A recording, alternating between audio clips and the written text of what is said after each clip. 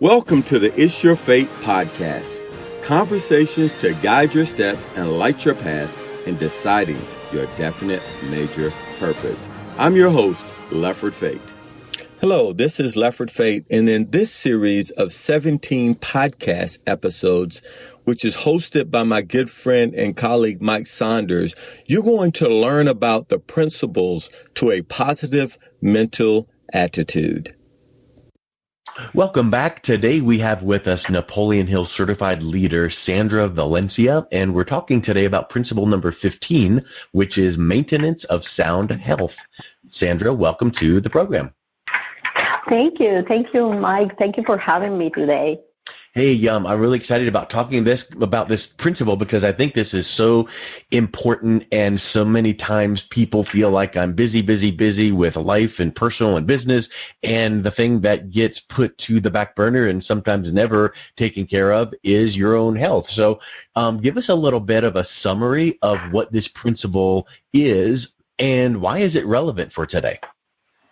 Okay, well, maintain sound health is such an important principle these days because there are so many diseases and illnesses that are happening recently, and this is all due to not having a mind and body health consciousness. And what I mean by mind and body health consciousness is that people don't have any.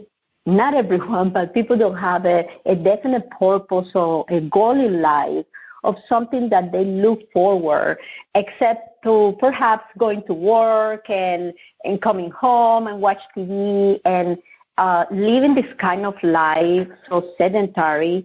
I'm not saying everyone does the same thing, but a big percentage of population do these very passive activities. And that can create problems. So it will start fear and anxiety and worries because they don't have anything that excites them or make them feel motivated, something to look forward with a specific target on goals. So that's basically why this principle is so relevant in today's society. You know, there's so many diseases, and I'm not saying every disease is due, or illnesses is due to lack of having a definite purpose, but many of the diseases is due to fear and I'm repeating myself, worries and anxiety. Yeah, we could probably talk for hours and hours on all of the scientific research of having a sound health plan. And what I would like to just clarify is it doesn't matter where you're starting from. If you're not in good health, you don't need to start doing things, 6 days a week of going to the gym. Just start small. Is that kind of what you advise people to do as well when they start addressing their health? Absolutely. Yeah, you need to start by little, like doing a small exercise gradually, perhaps 1 or 2 a week, and choosing the right meals and keeping a positive mental attitude. So I think this is a good segue to talk a little bit about why the mind and body are sort of connected in terms of if you don't have a positive mental attitude and you don't have a definite purpose, then that's when you fall into having perhaps diseases. But yes, absolutely, you're right. I feel like gradually.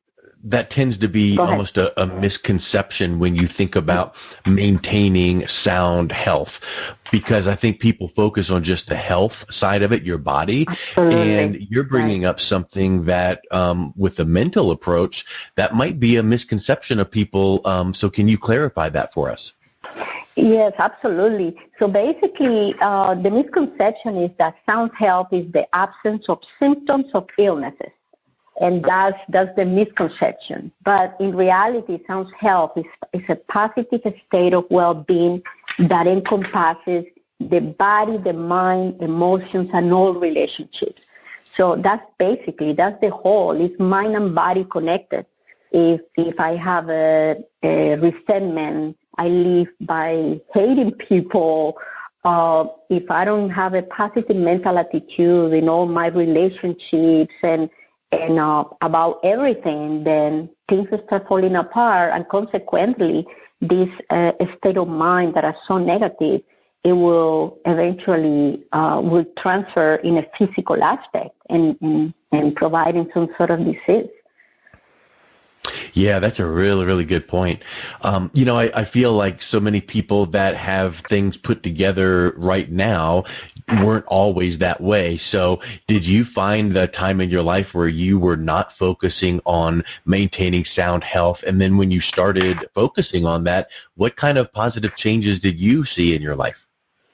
Oh my God. I have an amazing example because a year ago, basically, I went to the Napoleon Hill worldwide certified leader certification. And then at that moment, I was weighing I'm going to tell you, I should not be telling, but I guess like almost 70 pounds. And then during that moment, I've always been very motivated about Napoleon Hill, and I'll talk to you about that a little later. But then I was overweight, and then after that moment, this has been a year ago, I went to the Napoleon Hill, and then I decided that I was going to change my lifestyle. So I understood that focusing on and being motivated, what was really my motivation to be able to lose the weight? It wasn't only why I wanted to lose weight. So I asked a question, why I wanted to lose weight.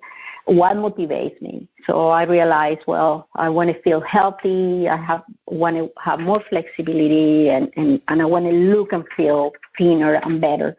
So I really established a short-term goal.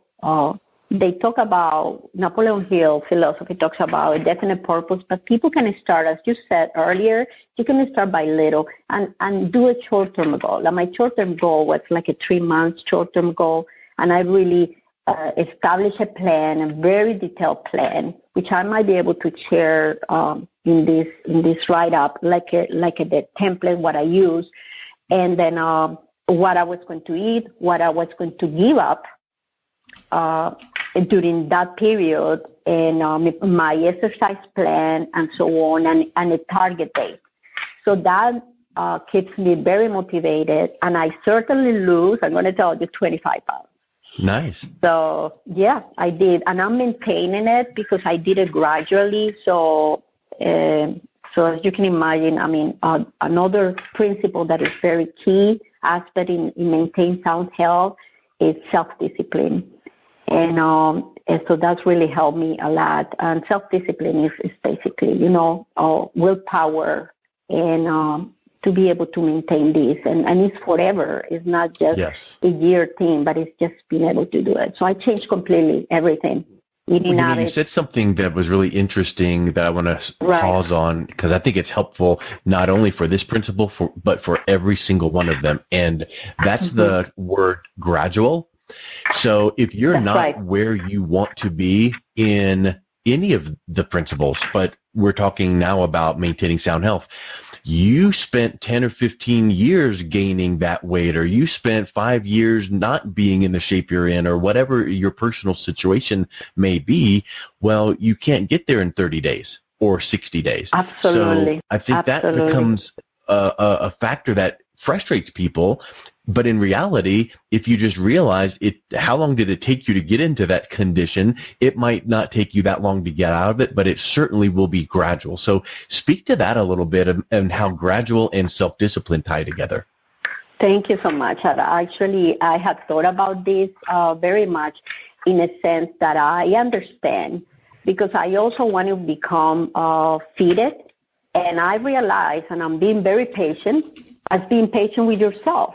Because you realize, as you just said, it took me 2 years or 3 years, because that happens to me in approximately 2-3 years, due to stress, and I'm going to talk about my action plan later, and it was due to stress to gain all this weight. So in a year, I'm being able to lose 25 pounds, and I want to lose 10 more.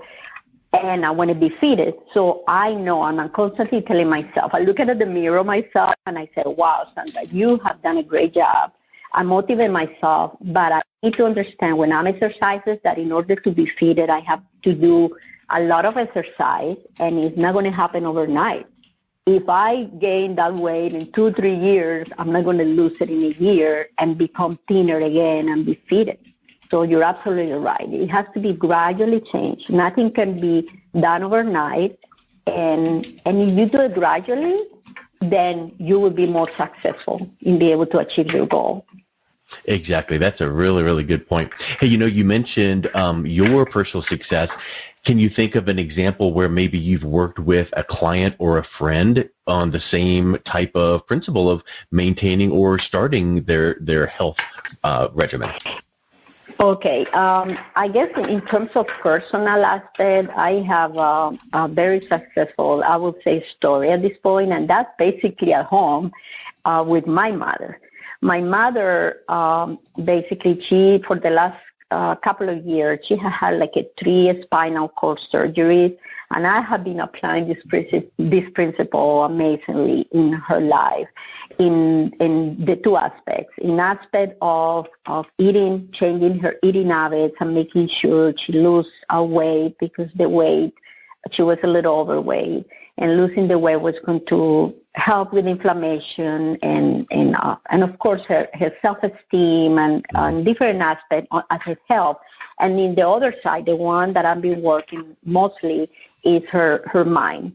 And I'm really focusing. I do that a lot for her as well as for me. I like to talk about a little, I know we're trying to focus a little bit on the physical aspect, but I like to talk about the mind aspect, because that is really tied to the physical, to the body. So I've been working with her a lot with I don't know if you have heard, and this is discussing the Napoleon Hill. There is this psychology, his last name is Coe, Coue. And he developed this affirmation, basically, or he called it methodology, to be able to impact the life of many people. And that's basically based on affirmations and daily repetition. So I work with my mom, and I do it myself all the time. I'm better every day in every way. Mm-hmm.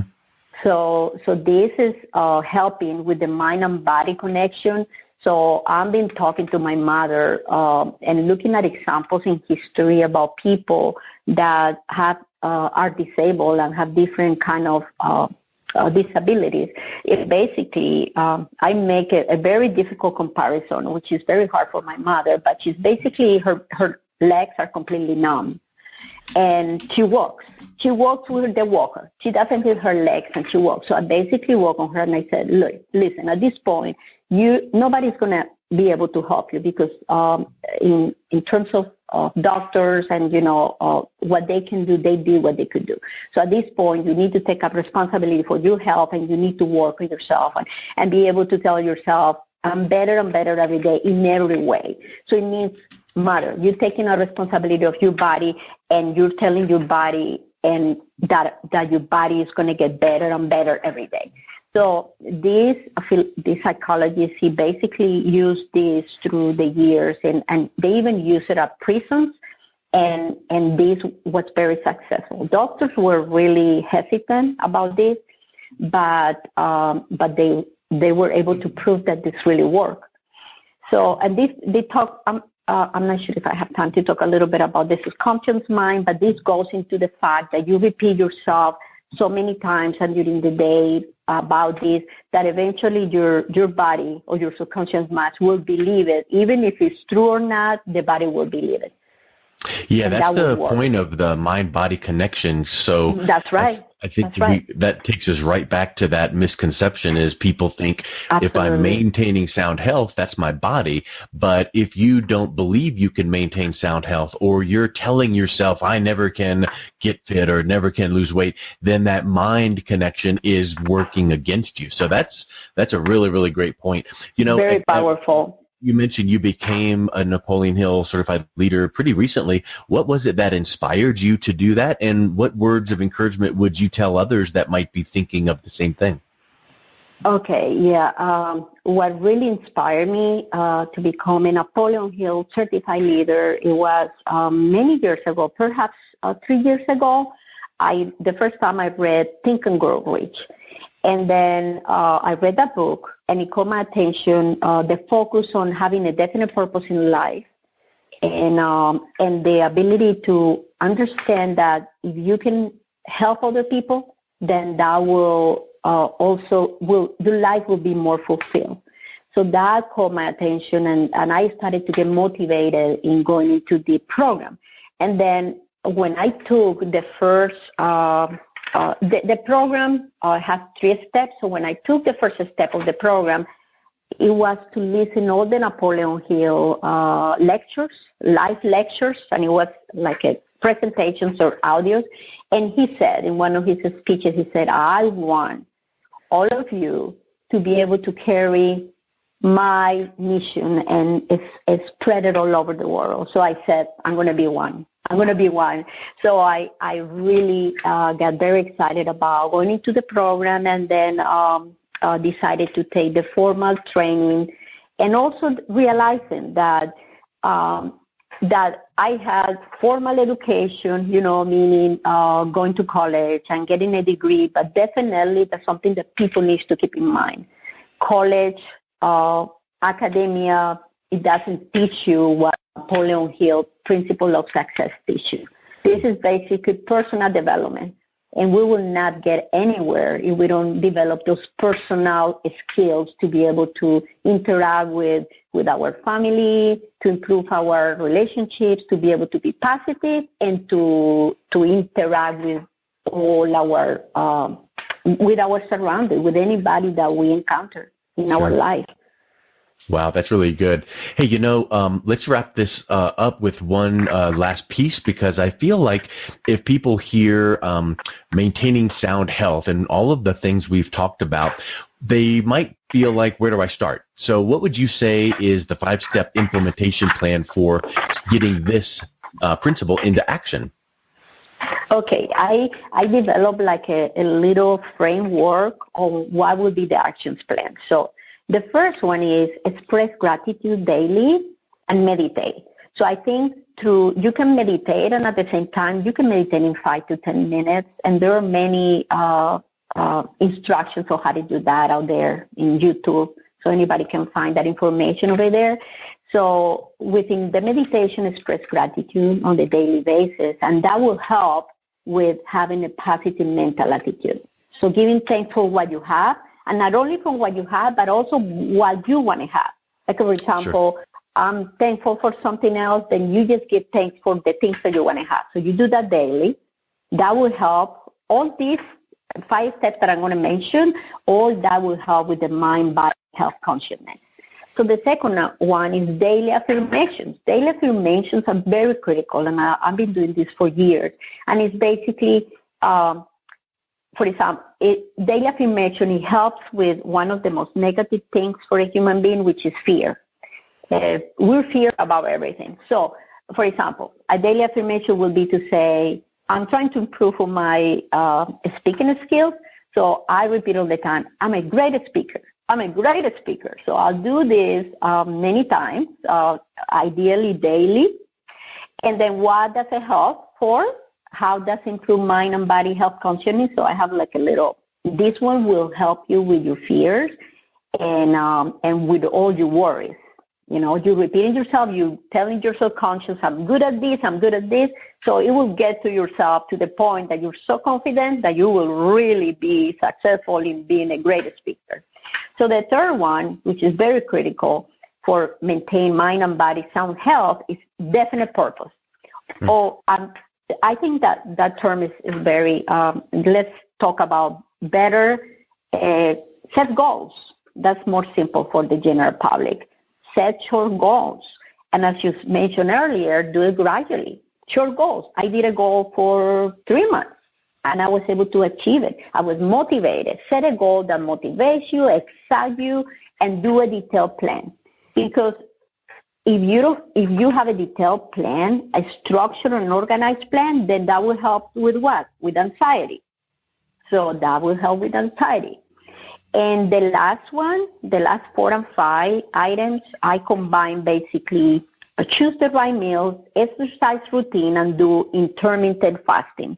And I talk about intermittent fasting. That was the last thing that I would talk about.